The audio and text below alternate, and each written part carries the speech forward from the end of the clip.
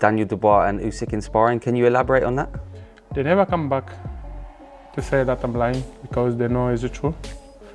And because, you know, when you go to spar someone in the gym, so you're not allowed to record it, because if I was allowed, I was going to pause the video. And I'm happy because nobody can, you know, say that I'm lying, so it's true.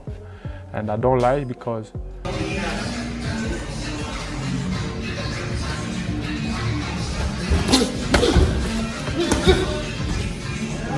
right, and yeah, knocked him down again, and that one to finish him was a big shot, man.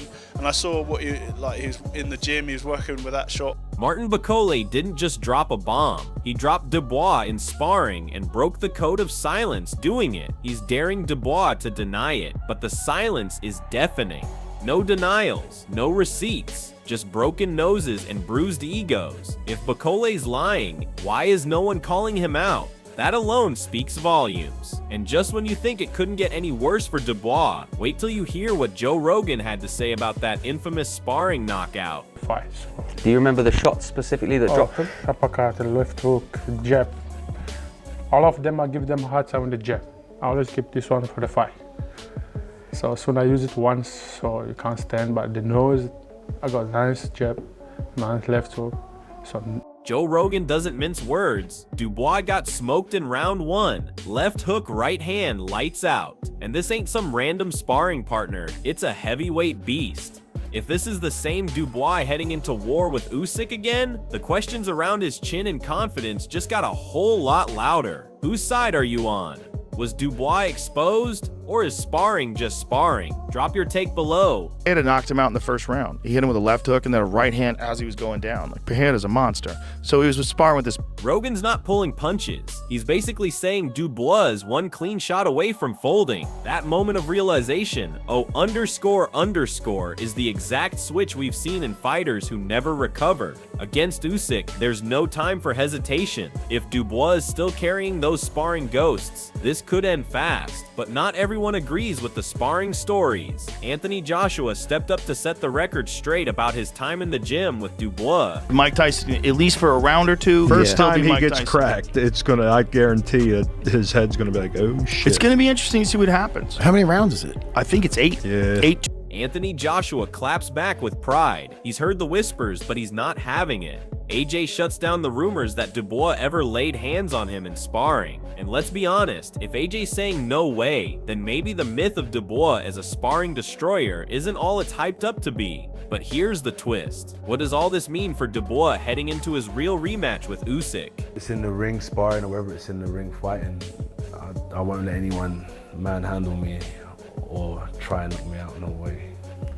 Because when you stack these sparring tales against the Ukrainian maestro's unshakable mindset, it paints a clear picture. Dubois may be tough, but mentally, he might still be shattered. One man's truth is another man's exposure, and if Martin Bakole truly broke his nose in sparring, then Usyk's southpaw missiles might just shatter what's left of his belief system. Now let's turn the lens fully on Dubois versus Usyk 2. With this brutal sparring history haunting him, can Daniel truly overcome the mental war, or is Usyk already inside his head? we've added, but on the fight night, you'll see if them come to fruition.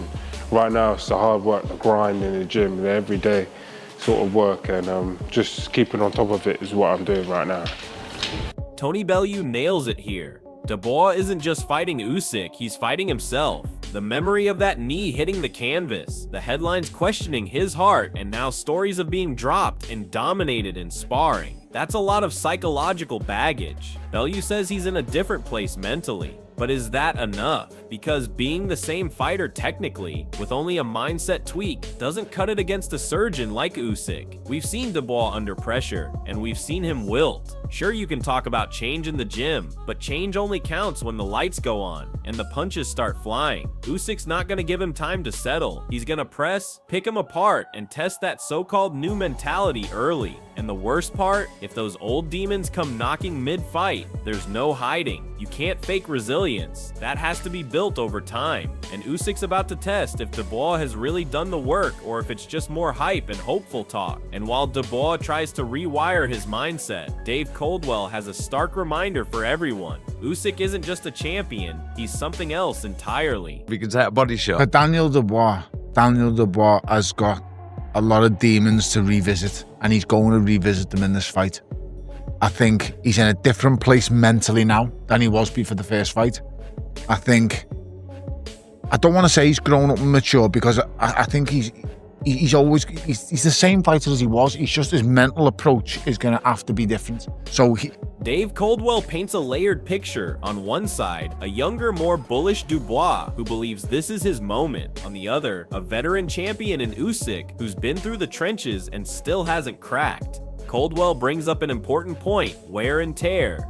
Usyk's been in grueling battles. Fury, Joshua, Chisora, and yes, the miles are adding up. But here's the truth: wear and tear only matters if the spirit breaks, and Usyk's spirit untouched. Even when Dubois landed that infamous shot, low or not, Usyk didn't fold. He came back sharper, nastier, more relentless. That's not the reaction of a fading force, that's a sign of greatness. Dubois may be bullish, but blind confidence is a dangerous thing in the ring. Usyk is a thinking man's nightmare. Awkward angles, footwork from hell, and a gas tank that doesn't quit. Dubois might be walking into that ring full of belief, but when the rhythm starts and the mind games begin, he'll realize he's not in there with a fighter. He's in there with a problem. But even with all the odds, some experts believe Dubois is evolving, and Duke McKenzie offers a surprising level of respect, with one massive asterisk.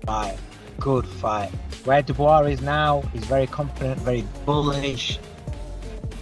But Usyk's older, he's had more wear and tear. The fights with Fury have taken a lot out of him. Don't underestimate that.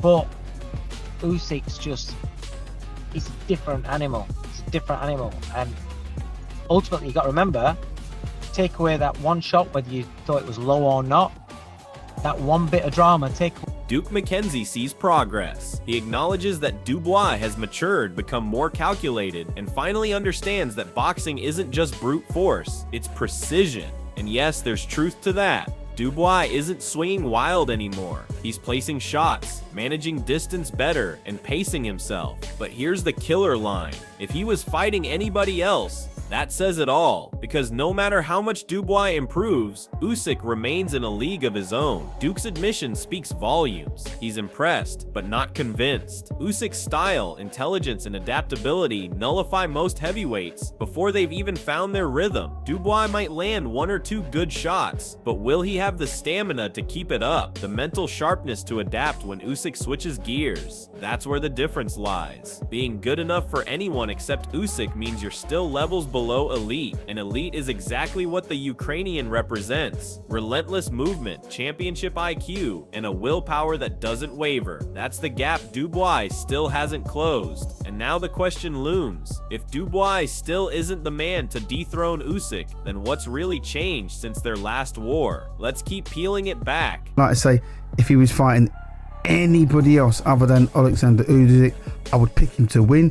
But what they're convinced... You think he is number 2 heavyweight in the world right now? Yeah, absolutely. I still think... Duke McKenzie hits the nail on the head here. This idea that Usyk is on the decline is a dangerous illusion. Let's not kid ourselves. Usyk's a champion who thrives on being underestimated. You raise your game, he elevates higher. Dubois can train like a machine, talk about demons, and come in stronger than ever, but he's facing one of the most adaptable fighters of this generation. Usyk doesn't just respond to pressure, he feeds on it. Remember the Joshua rematches? The Chisora pressure? Even the body shot drama against Dubois last time? Usyk never broke. If anything, he came back sharper and more composed. So when Duke says Usyk will still find a way, he's not talking theory. He's speaking from what we've seen. Dubois' camp may believe they've prepared a new version of Daniel, but they're overlooking the most dangerous part of Usyk: his brain. He reads fighters like a chessboard. No matter what Dubois throws, Usyk will adjust, adapt, and answer back with levels Dubois hasn't faced before. It's not about having one good round, it's about being better every round, and that's where Usyk holds the edge. But while Duke leans towards Usyk, Simon Jordan sees this fight from a more neutral lens, praising both men's character while hinting at a potential war.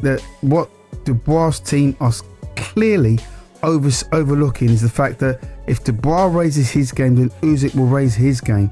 Usyk isn't shot, he's not over the hill. He's got plenty of miles left on the clock, I believe.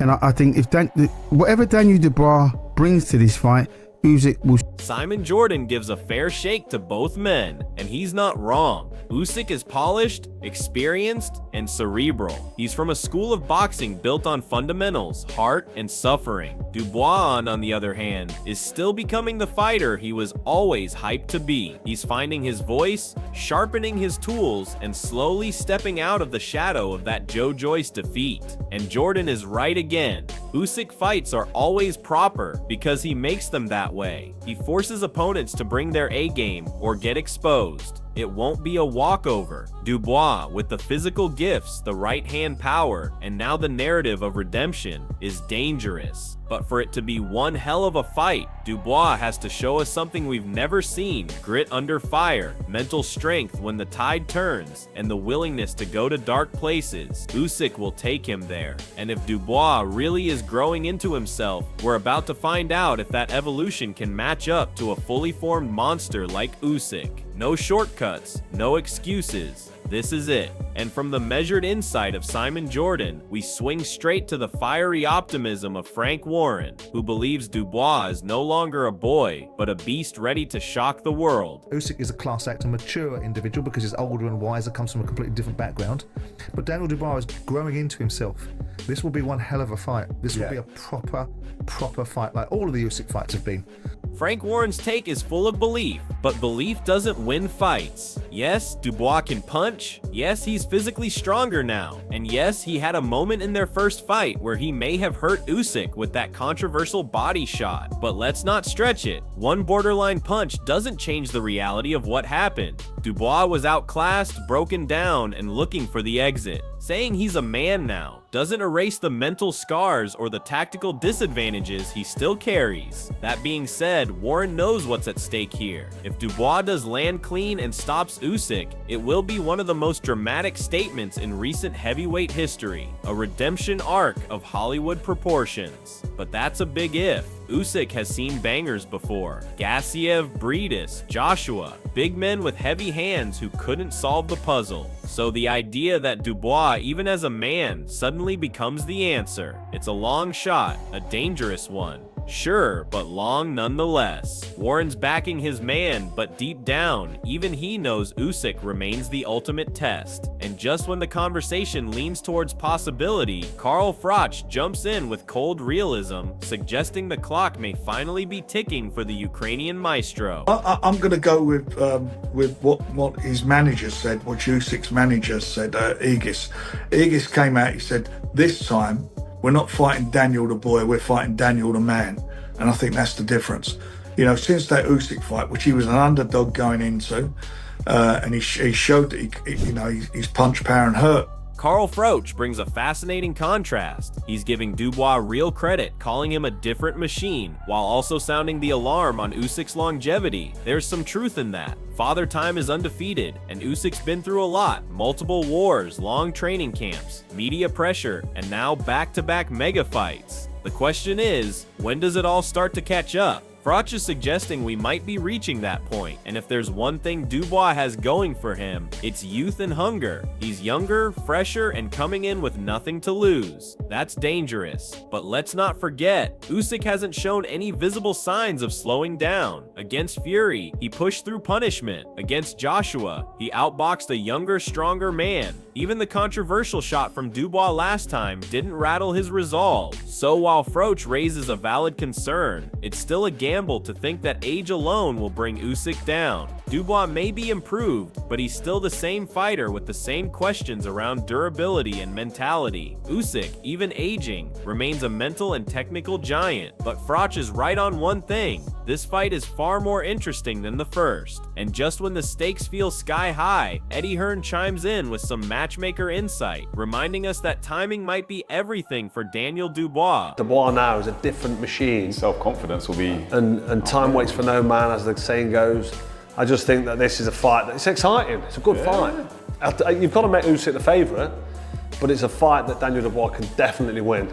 I don't think Usyk should Eddie Hearn's assessment is shrewd. It's not just about styles anymore, it's about timing. Dubois may be catching Usyk at the perfect crossroads, a moment where wear, emotional fatigue, and a packed schedule could leave the champion vulnerable. Add to that the hunger Dubois has shown in recent camps, the belief around him, and a growing maturity, and you have a recipe for potential upset. But let's not fall for hype alone. A shot isn't a guarantee, and Hearn knows that. Dubois has had a stop-start rhythm lately, with the Parker fight collapsing and inconsistencies in performance. Usyk, meanwhile, remains one of the most disciplined fighters in the game, always prepared, always strategic. The Ukrainian doesn't give opponents mistakes to capitalize on easily. Still, Eddie's words reflect the buzz. Fans can feel something brewing, and that's what makes boxing electric. Just one punch, one miscalculation, and history rewrites itself. If Dubois is truly reborn, if his mentality has caught up with his power, then yes, he has a shot. But that shot better land clean and early, because once Usyk settles in, the window slams shut. I think I'll give Dubois a shot in that fight.